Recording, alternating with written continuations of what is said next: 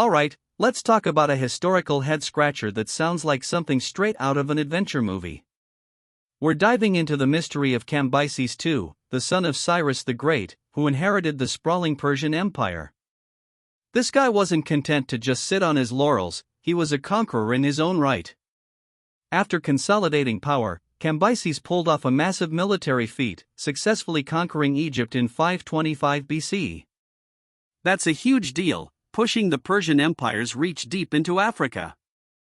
He basically made the ancient world even bigger for Persia, which is wild, by the way, when you think about the logistics involved in moving armies that far back then. So, with Egypt under his belt, Cambyses didn't slow down. He had even bigger plans for Africa. His next targets were ambitious: first, an expedition south into Nubia, what's basically modern-day Sudan, and then a separate, incredibly audacious campaign westward into the vast Libyan desert. This second force was aimed at the Oracle of Ammonius in the Siwa Oasis, a place revered across the ancient world. Think about it, sending a massive army into one of the most inhospitable environments on Earth. It screams ambition, maybe even a touch of overconfidence, doesn't it? The first of these two grand expeditions, the one against Nubia, actually went ahead. And while it saw some initial success, it quickly ran into severe problems. The harsh desert terrain and immense logistical challenges meant that the Persian forces suffered heavy losses, primarily due to a lack of supplies and the sheer brutality of the environment. It was a costly lesson in desert warfare, a stark reminder of how unforgiving these landscapes could be. You'd think such an experience would make a commander reconsider a similar, even more remote, venture, right? Despite the painful lessons from Nubia, Cambyses was undeterred. The second expedition, the one that became legendary, set out. We're talking about an estimated 50,000 soldiers, a truly massive force for that era. They departed from Thebes, which is modern-day Luxor in Egypt, heading directly west. Their mission, to reach the remote Siwa Oasis and assert Persian dominance over the powerful Oracle of Ammonius there. Imagine 50,000 men, marching in formation, armed and armored, stepping into an unknown desert expanse. It's a staggering image, a testament to ancient military might and the sheer scale of the Persian Empire. Now, the primary, and honestly, almost only source for what happened next comes from Herodotus, the famous Greek historian often called the father of history. He wrote that after about 7 days of marching, as the army rested, a colossal sandstorm suddenly descended upon them. He described it as a great and violent south wind that literally buried the entire 50,000-man army alive. Just like that, under hills of sand, according to his account. It's a dramatic, almost cinematic depiction of total annihilation, painting a vivid picture of nature's raw power. And here's where the mystery really deepens, because despite Herodotus's incredibly specific and dramatic account, there has never been any definitive archaeological evidence found of this lost army. Think about it, 50,000 soldiers, along with all their gear, weapons, supplies, and chariots, simply vanished. For centuries, archaeologists, adventurers, and even treasure hunters have searched the vast deserts of western Egypt, hoping to find traces, but nothing substantial has ever turned up. It's like they were wiped clean from the face of the earth, which is wild, by the way, considering the sheer number of people involved. To really grasp the scale of this loss, let's put that 50,000-man figure into perspective.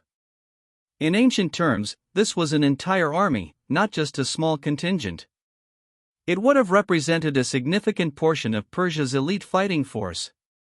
Imagine the logistics of feeding, watering, and equipping that many people in the desert. The sheer investment in human capital and resources was astronomical.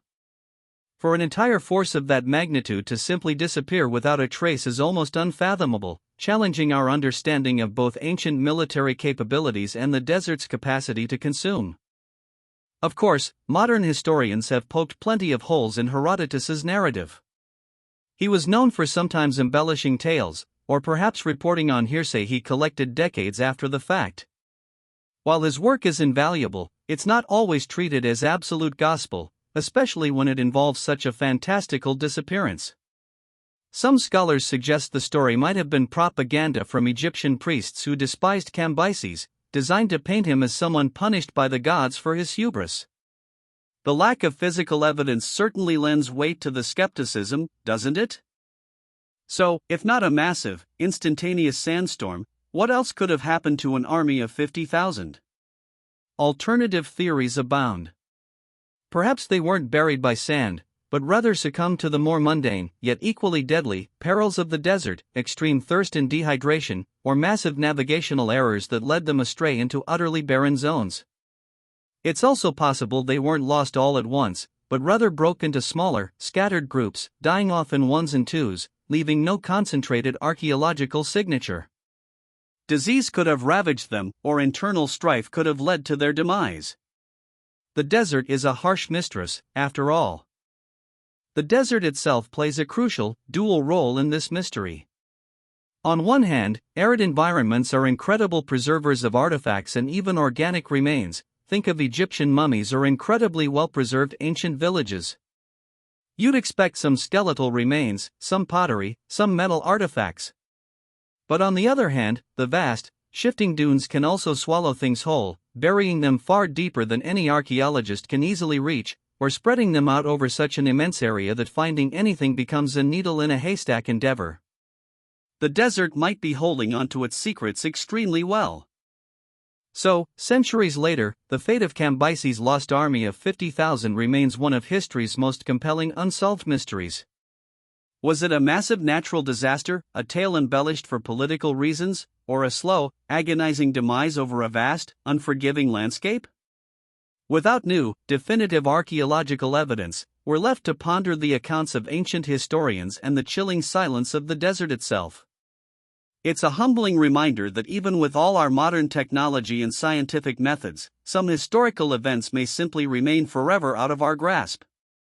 Which, in a way, just makes them even more fascinating, doesn't it?